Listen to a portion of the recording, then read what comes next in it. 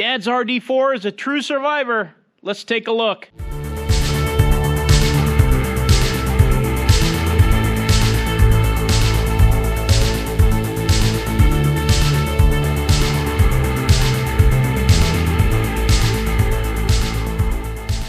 So you'll notice on the front of the radiator tank, it's got the RD4 Whisker logo, but there's no logo here at the bottom of the side of the radiator, and that is period correct. They switched this mid-RD4 run to the tags down below and just the Caterpillar logo on the front, just like Lefty over there. Lefty here is at the very end of the 4G series production run. This tractor is at the very beginning. It's 238. Yes, 4G 238. There's a lot of things about this tractor that make it very uniquely an RD4. And this is absolutely a true survivor. Yes, it's been repainted, but I believe the McCoy Caterpillar dealership repainted it. Just to prove that I wasn't kidding, there you can see 4G 238. It also matches the tag on the side of the engine block. This tractor is a Colorado tractor. It was on a farm, I think in southwest Colorado, I believe a potato farm, and it literally, its whole life lived there. We bought it from the second owner, and the original owner would only use this tractor for maybe a week or so a year, and that was just to cut in ditches for irrigation. Hence the controls for the hydraulic system on the back. Yes, this has rear hydraulics right here. This is a, looks like a BEG, I'm not sure, but this model pump was made in Gilroy, California, and this is an original drop-in for this tractor, a Caterpillar drop-in. Most things on this tractor are very much the same as Lefty that we've been working on, but there are a lot of differences in the undercarriage. For example, there are 2 track carriers here, and the tensioning system is quite different, but you've seen that on Buster, which is kindly parked right behind us. Howdy folks, we've been working on these here tracks to get Lefty done for you. Over here on Lefty, this is just a single track carrier, and frankly, after having 4 of these other 4G series tractors with the dual carriers, or 3, I don't remember, either way, you can tell that there's very uneven wear on the rear roller, so switching to one in the middle made a lot of sense. The sprocket put a lot of pressure on this back roller here, and every one of them that we have shows additional wear on the back roller that's worse than on the front. According to the 9H5909, grousers still have good meat on them. The chains, they're close to the replace mark. In fact, they might be a hair past it, but they'll run us for what we need. These carriers aren't terrible. The front idler's not terrible. You can't see them because of the guards, but the rollers underneath aren't bad. So this is what I was talking about, the uneven wear on these RD4 tractors. You can see towards the back of the sprocket that there is additional wear. So the way I would fix this is to pop this sprocket off and swap it with the one on the other side. And I found this to be the case with all of the tractors that we have with the 2 carriers on the top. All of the guards on this machine are in place. The fenders, they're very straight. You'll notice that this tractor only has an oil pressure gauge, which we have a nice Sylphin that a viewer gave us that might work very nicely on here. You can see on Lefty here at the end of the production run, they have provisions for an oil pressure gauge and a water temperature gauge. Same with Buster over here, but a slightly different configuration to this RD4 here outside. You can see the oil pressure on the top and provisions for a water temperature underneath. And down below on the radiator side, yeah, there's the RD4 tag and the Caterpillar logo up top. This machine is definitely at the tail end of the RD4 production run. And quite a unique serial number, 4G6667. That RD4 is also a 1937, as is this machine and Buster inside. You could say that this is one of the very first Caterpillar D4s. This has the provisions for the hand crank, which works just like over here on Lefty. And yes, these buckets are under here because I drained out the pure water that I had in the system. The side panel's not bad. It was cut out here, maybe. I don't think that that's particularly right, but it was. Has the old style oil filter system. I bought a new belt just yesterday for this machine. Straight hood. It really just needs a wash. It's literally been sitting in a barn.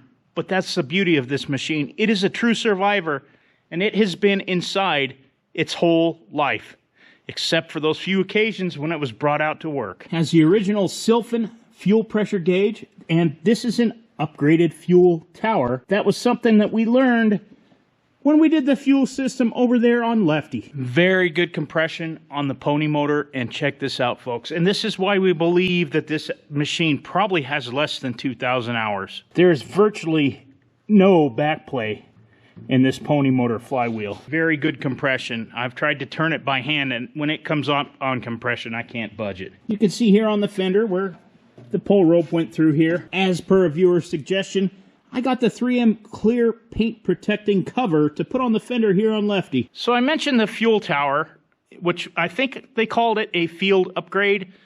So this tractor was field upgraded. So whoever had it took very good care of it. And this is another field upgrade, the pre-cleaner with the jar on the front. We've got the rockers, the intake, the exhaust manifold, and this is the upper radiator hose tube system, but you can see it's plugged off, but it does have provisions for a gauge. Now, I did look in the hydraulic tank, and that oil in there is crystal clear. I can see all the way to the bottom with a flashlight. The drawbar has a lot of wear up here on the top. You can see they've shimmed it up here, but I'm not too worried about this. We've got better drawbars out at the D4 parts store. I'm not sure if this is a modification. I think it is, where they beefed up these seat corners here on each side, and these brackets here, well, they're for an umbrella. This RD4 has the tag on the back of the seat, whereas all the other 4Gs that we have it on the side of the seat. Brake pedals, well, they have virtually almost no wear. They're in excellent condition. The brakes also work very well. You can see very, very light wear. There's a little bit more wear over on the left brake, but we found that to be very typical. The gear selector has been broken and re-welded here. That's also another common thing I'm finding on D4s. Very good handles on the steering clutches and the main clutch. Light wear in the main clutch too. Very nice Caterpillar diesel decals on each side. Let's get the hood off and take a look inside. I'm sure you're all asking yourselves, well, show it running. Why isn't it running? Why's the head off of it? We've got a brand new head gasket on here. And look at this, folks, the inside of these cylinders, there is no ridge on them.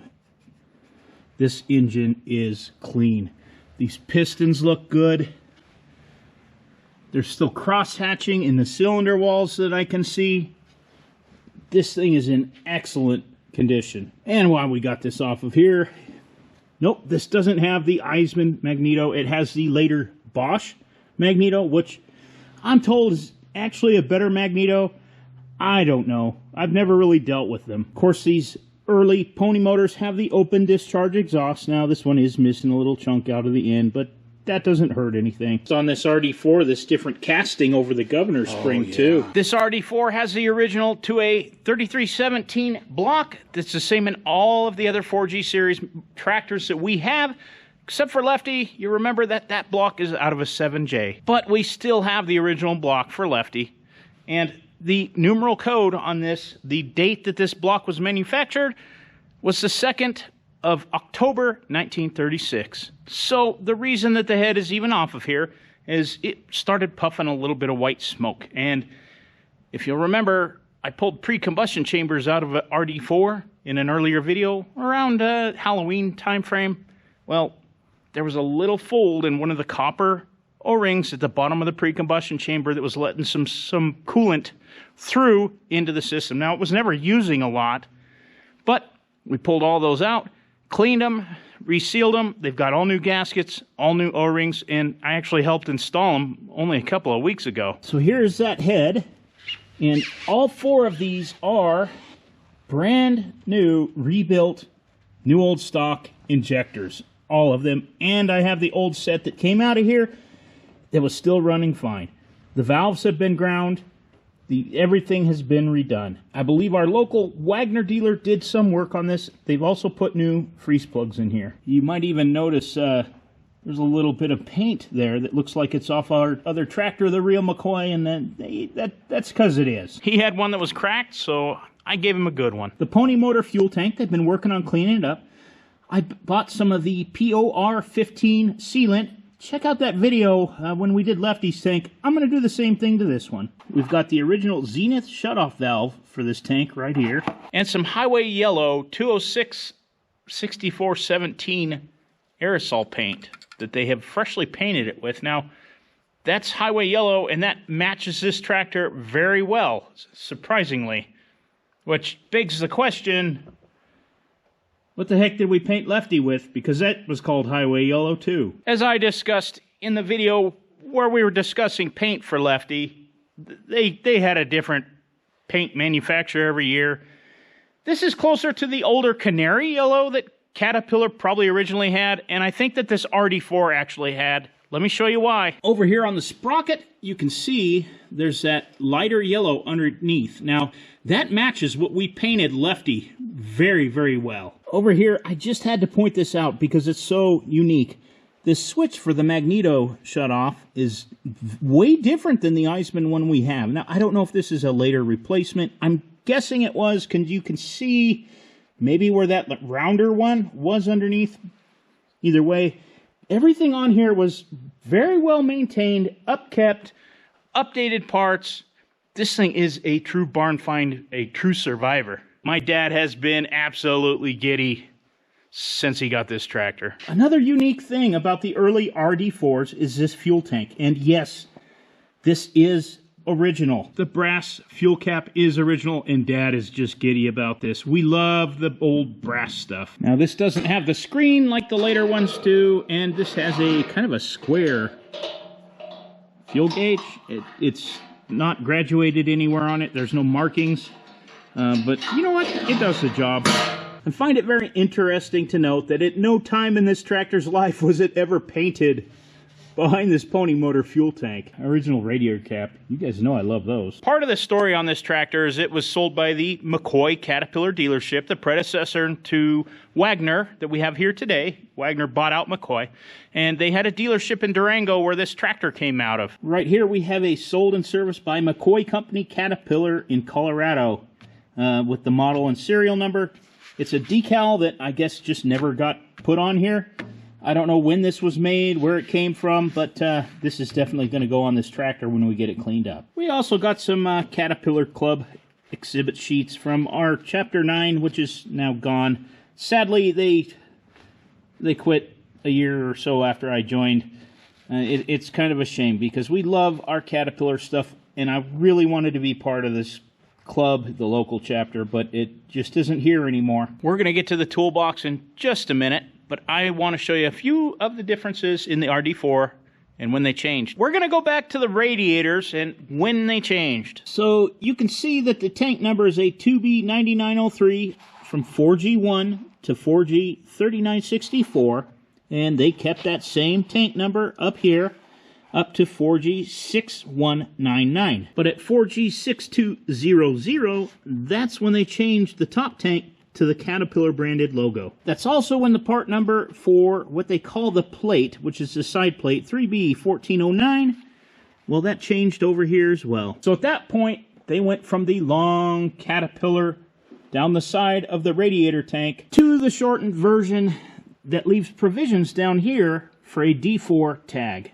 or an RD4 tag. Now, this machine doesn't have a service meter, which I thought was a little weird, but it does have the official Caterpillar part numbered plate where the service meter is supposed to go, and that may not have been something that they put on these earlier models, or it may have been an option, but this one never had it. Right here we can see the service meter, and it says that this group is adaptable to machines with fuel pump housing serial number 7P876. We know that this machine doesn't have one, and I'm guessing it never did, because this still has that old style fuel pump. Right here you can see the fuel tank that we have on the side, and you can see right here where there's a valve in the middle of the tank pointing outward, just like the one we have, and the old style brass cap on top.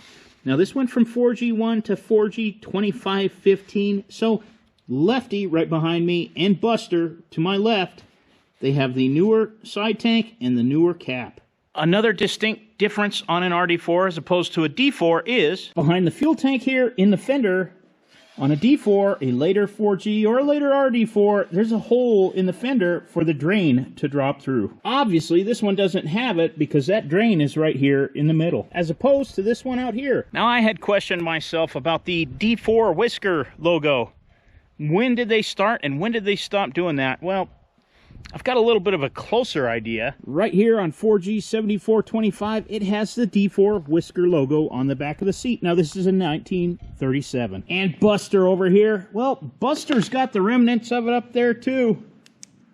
It's kind of hard to see, but maybe you can't on the camera, but I can see it pretty well. And Buster's 4G 7694, but I saw no remnants of that on the back of the seat on Lefty, so we're definitely not putting that on there. My suspicion is sometime in 1938 that went away. This machine also had the older style fuel tower like we originally had on Lefty. What this does have is the upgraded fuel tower. As you can see here, for field installation on machines with 4G1 to 4G 5140. And this takes the sock style filters, which actually we got some that came with this machine. We have all new gaskets for the fuel tower, all new gaskets for the exhaust manifold, for the intake manifold, all the parts we need to put this back together, including that little gasket that goes between the pony motor and the head. I forgot to mention that this head's actually a newer head. I think it was put on here in the 50s. Let's check the code. AMNRN. So this head was cast May 20th of 1940. I don't know why this stuff makes me so excited. I just love looking at these design evolutions and changes and trying to figure it out. And part of rebuilding Caterpillars is frustrating because they change so many things, because they randomly change things. But the beauty of Caterpillar is they documented it very well in their parts books. So far in the whole Lefty project, I've actually only found one mistake in the parts books. I think that was for a track carrier that the numbers were just transposed. Of course, the dash is a telltale sign that it's maybe an earlier 4G series with just the one gauge. This thing does have a beautiful seat. Now, this is definitely, I don't think, the original seat, but it's very good. And my wife and I are actually going to deconstruct this seat in a future video and make one. I do like how this actually tips upwards towards the front to keep the operator down in the back of the seat and their legs up. It's a lot easier to hit these brakes if you need to. Another thing I just noticed that's a little bit different, there's no plug in this pony motor intake manifold so you can check your timing with the magneto. You can see the plug right down here on Lefty. RD4 radiator tank 2B9887, late 4G D4 3B4119. I mentioned the injectors, but I wanted to show you when I installed these injectors in this head, they had these paper cups on here, and these are the old injectors, but 4 1/4 bore engine only. They've been around for a while. These are original 4 1/4 bore injectors. Well, these are the ones that were in here, but the ones that are installed in that head are all rebuilt. I promise you guys a look in the toolbox. Nothing much in here but the spark plug wrench, a rag, the original pull rope. That's kind of cool. An extra spark plug. But look at the condition of the inside of this toolbox. So, what's the plan, you ask? Well, I want Lefty to be done. Our goal was actually the show at the beginning of September, so I'm bringing you guys along for the ride. Plan right now is to take these to the Longmont show. I can't tell you how cool that would be to have the beginning of the 4G D4 run and the very end, and Dad and I both having them. So that is our goal to get to that show. I do want to... Well, hold on there. I'll do the sign-off. All right, Buster, go ahead. Thanks for watching, folks. Y'all come back now. All right, Buster, that one was acceptable. Thanks for all your hard work today, too. My pleasure. Just like Chick-fil-A.